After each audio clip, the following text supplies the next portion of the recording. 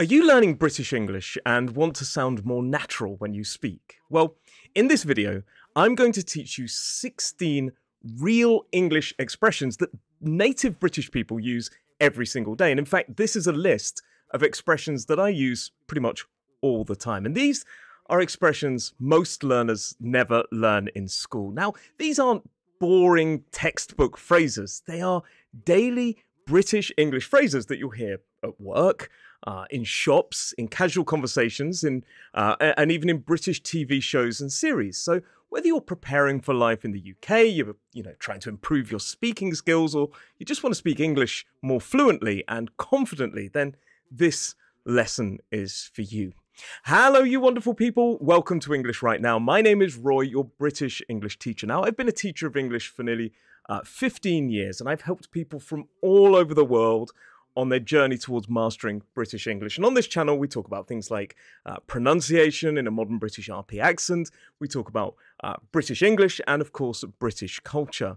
And today, we're talking about some real phrases, 16, I chose the number 16 because I love the number 16, 16 expressions that we tend to use every day. And if you want to learn even more about this lesson, there is a free PDF that you can download down below in the description. That's why I'm pointing down, but there is a description, there's a PDF that you can download. So in this lesson, we're going to go through the 16 phrases. We'll talk about what each of the phrases means, when to use it, and we'll also talk about natural pronunciation. First up, we have "you're right." You're right. This is a casual greeting. You're right. And it isn't really asking, are you sick? Are you unwell? It's more about saying, hi, you're right, is a standard kind of replacement for hi. So if you're in the street and you see somebody, you might say, you're right. And the common reply to this is, you're right. So you're right. You're right. And sometimes you will hear somebody go, yeah, you, and then the answer is yeah. So the exchange could be, you're right. Yeah. You? Yeah. And that is it. We're not asking for a detailed kind of description of your life. The pronunciation, you're right. You're right. So it's kind of a you, all right. You're right. Number 2 is fancier. Fancier. This basically means, do you want a? So we should really say, do you fancy a? Like, do you fancy a cup of tea, or do you fancy going out for dinner? But quite commonly, we just get rid of that do you and just make it fancier. So, for example, oh, fancy a pint later on, or fancy a cuppa. So notice the pronunciation of the word a, the article, is a. So it becomes fancier. Fancier. And by the way, I said fancy a cuppa. Cuppa means cup of tea. It's a slang version of the words cup of tea because we commonly pronounce that word of in cup of tea as a. So it becomes fancy a cuppa. Classic question, could people misunderstand cuppa to mean cup of coffee? No, it only means cup of tea. So fancy a cuppa. Number 3 is pop. I'm just popping out. So if somebody says, I'm just popping out, it means leaving the house for a short period of time. Maybe you're going to the shop, the post office, into town maybe. I'm just popping out to grab some milk. Now, commonly, people will drop that sound at the end, and it becomes more like popping, popping, popping out, popping out. An alternative to popping out would be nipping out. This has the same meaning. So nip and pop both mean go somewhere for a short period of time. And the word out basically means leaving the house or leaving the place that you currently are. Number 4, something a lot of people say is I can't be bothered, or just can't be bothered. This means I don't feel like it, or I don't have the energy or interest.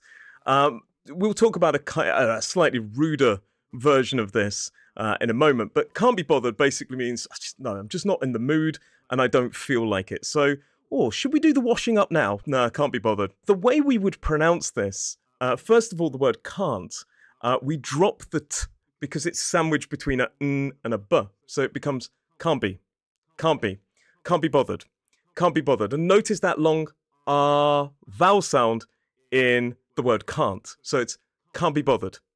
Can't be bothered with that dropping of that T. A slightly ruder version of, well, it is actually quite a bit ruder than the version of this, is I can't be asked. This has the same meaning. I wouldn't use this in polite company, can't be asked. can't be bothered would be politer, but again, it's slightly rude to say you're not in the mood, so I wouldn't even use this at work. So if your boss comes over and goes, "Oh, could you do that report?" "No, I can't be bothered." That would probably get you into trouble. So be careful. It basically means I'm not in the mood, I don't feel like it, I don't want to do it. Number 5, cheers. Cheers means thanks. Sometimes we kind of use it for bye as well. This is classic. We use it everywhere. Particularly, you go to a shop, you buy something, and at the end they say, you say cheers, and they may say cheers as well. It basically means thanks. We say it all the time. Getting off the bus, oh, cheers. Somebody does something for you, cheers, things like this. Now, I said it can also be used kind of as a goodbye. Sometimes people will say, right, I'm going to be off, well, cheers anyway, or cheers. It's kind of a goodbye, but it's also really saying thanks. So if you go over to somebody's house and say, right, I'm off, bye everyone, cheers. It's kind of saying thanks anyway, but we use it as a kind of exiting comment. On a side note, we do also use it when we drink to kind of toast somebody. We say cheers, but that's got a very different meaning. And notice in the word cheers, we don't pronounce the R sound. The R is silent in a modern British RP accent. So it's not cheers, it's cheers. Please let me know in the comments which of these expressions is your favorite. Number 6, fair enough. This means that's reasonable, I understand, and it can also mean okay then, but it's sometimes a bit reluctant, like whatever. But normally it means that's okay, I understand, so I think I'm going to go to bed early tonight. Okay, fair enough. Which means, yeah, I understand. I've got nothing to add. Like if somebody as well, you disagree with what they say, I don't really like that film. Fair enough. It's like whatever. It's kind of ending the conversation as well. So it's a way of sort of ending the conversation and saying, yeah, I understand. Maybe I don't agree. In terms of the pronunciation, we would pronounce the at the end of fair, so it becomes fair enough. Fair enough. And notice the pronunciation of that O-U-G-H. It's off. Fair enough. Number 7, a phrase I use all the time, no worries. No worries means no problem, don't worry about it. It's like, it's not an inconvenience. Oh, thanks for waiting. Oh, no worries. In terms of the delivery or pronunciation, this is quite a quick delivery. We don't really exaggerate or elongate worries. It's not no worries, it's, oh, no worries. Number 8 is something I use quite often, I realized as I was making this list, to be honest. To be honest is a soft way to introduce and express a personal opinion and possibly a negative opinion at that. So it's kind of introducing that my opinion is coming, get ready for it. So, did you like that film? To be honest, I wasn't really a fan of the ending. So the pronunciation of to is t, be is the shortened form, be, and honest, don't pronounce the H in honest, so it's to be honest. Number 9, not fussed either way. I'm not fussed either way. This kind of means I don't really mind, I'm pretty easy. This is another expression, to be easy, although we will talk about that a little bit. It's like saying, I don't really have an opinion on this, you do what you want. So if somebody says, oh, curry or pizza tonight, I might say, not fussed either way, up to you. And up to you is kind of following up to say, it's your decision, the ball's in your court, this kind of thing. So I'm not fussed either way, or I'm not fussed, although that can sound a bit dismissive, is a great way to kind of pass the decision back to the other person. If I'm totally honest, oh, I'm not really fussed. I said that I'm easy is also an alternative. Be careful with this one because I'm easy can mean whatever you want to do. I don't really care. But I'm easy also kind of has a secondary meaning. I'm easy can mean that I am sexually liberal. So be careful there because some British people may make a joke. If you go, I'm easy, they may go, yeah, I've heard. But quite often this is a joke when a British person does that. It's kind of banter. And I also said, I don't care. I don't care would be pretty rude. So I would avoid saying, I don't care. Do you want pizza or curry tonight? I don't care. That would come across as really dismissive. So I don't mind. I'm easy either way, or I'm not fussed either way.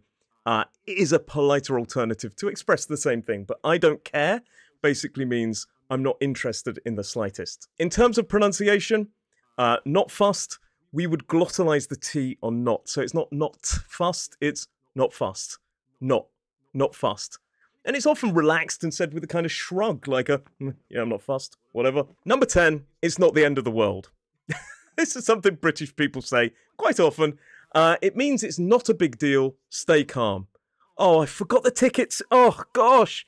Oh, don't worry, it's not the end of the world, we can just reprint them. It's smooth and it's calm. It's a way to reassure that person to say it's going to be okay.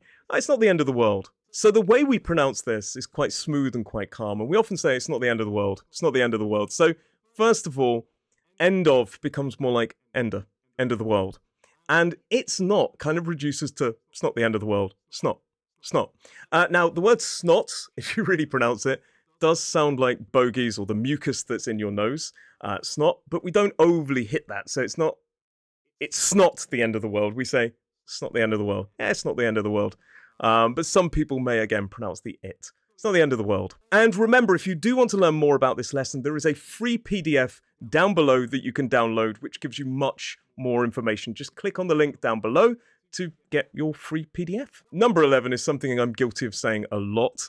Hang on a sec. Hang on a sec means wait a moment. We also sometimes say hang on a minute or hang on a min. Hang on a sec, I just need to grab my phone. So this one I realise I say a lot because my son has started saying it as well. He starts saying things like, hang on a minute, Dad, hang on a sec. And I was like, oh gosh, he's learned that from me. So hang on a sec is a kind of delaying tactic. It doesn't mean a second or a minute. It's kind of wait for a short period of time. So it could be 3, 4, 10 minutes, this kind of thing. Hang on a minute. And quite often, in terms of banter, if it goes on and on and on, we'll say, oh, your minute is quite a lot longer than my minute, mate. In terms of pronunciation, the word hang, on, and the pronunciation of the word kind of melds together and becomes hang on a sec, hang on a sec. We really do hit the word sec or minute. Hang on a sec, hang on a minute, hang on a sec, I'll be there in a minute. What a combination. Number 12 is bit of a nightmare. A bit of a nightmare. This means a difficult or annoying situation. And it's really interesting because in terms of a serious situation, British culture, we tend to downplay things. So if there's something really serious, we would say something like, that's not ideal. Like, oh, the car's on fire. Oh, that's not ideal. But a bit of a nightmare, we often use it to dramatize a quite trivial situation. So, oh, this temporary traffic light's down the road. What a nightmare. Or it's a bit of a nightmare. The traffic today was a bit of a nightmare. In terms of pronunciation, it becomes bit of a. Not bit of a, it becomes bit of a nightmare. And notice the pronunciation of nightmare, we kind of glottalize that T in the middle. So it becomes nightmare, not nightmare. Number 13, can't complain. Can't complain means I'm doing fine, no problems. How's work? Yeah, can't complain. Sometimes we follow it up with can't complain. Well, I could, but I won't. But often can't complain just means it's all right. It's not amazing, but it's okay. No real problems. Notice in the pronunciation, we drop the t. There is an elision of t because it is sandwiched between the n and the k of complain. So it becomes, yeah, can't complain. Number 14, it's doing my head in. So this means it's really annoying me. It's absolutely driving me insane. I cannot take it anymore. Oh, that noise is doing my head in. I think I need to leave. So doing my head in really means that we're getting agitated or annoyed by something. Oh my goodness, I had to leave the house. He's doing my head in. Notice in terms of the pronunciation, we tend to get rid of the ng sound again from doing, and it becomes more like doing my head in. Oh, he's doing my head in. He is doing my head in. Next up, we have nice one. Nice one basically means great, well done, or thanks. Often when somebody's done something for you, like, oh, you booked the table. Oh, nice one. This is often delivered with a short, kind of enthusiastic tone. And this one is something I use quite a bit. I'm not being funny, but. And this one is something that I do say a lot. I'm not being funny, but. We use this when we're about to say something quite direct, quite awkward, and potentially quite negative. And it's like saying, look, don't take it the wrong way, but this is my opinion. So maybe somebody's wearing a new shirt and I say, look, I'm not being funny, but that is not your colour.